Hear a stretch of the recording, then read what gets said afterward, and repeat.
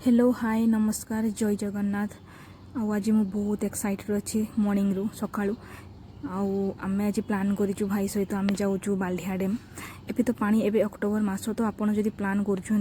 तो October November शीत बेलू तो पानी बहुत कमिज ए तो वर्षा टिके जारी रही तो एबे आम प्लान करूँ आउ सकाळू सडन प्लान है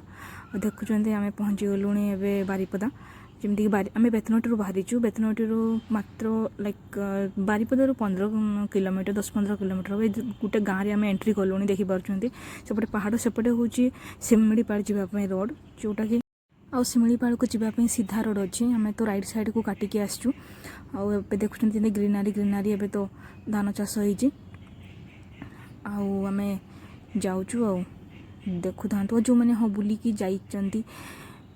प्लीज कमेंट करिकी जनइबे। एबे देखते गोटे केनाल टाइप रही से जो बाल्डिया डैम पानी आसुचे केनाल देकी जाऊँगी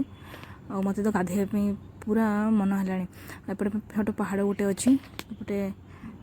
लोक देखुं फेरी फेरिले आम ए तो बहुत लेट्रे पहुँचीचु जमी 12टा गोटे हो गला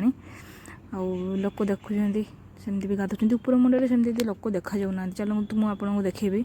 ऊपर पटे केते लोक अच्छा तल पटे तो लोक गाधौं एपटे देखु ऊपर मुंडे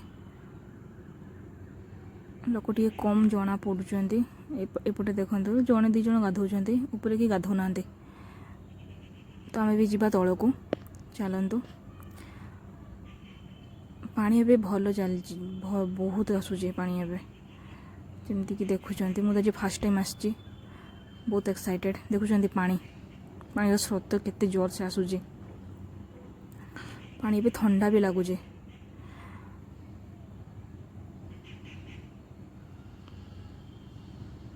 चलतु मु आपण को देखेबी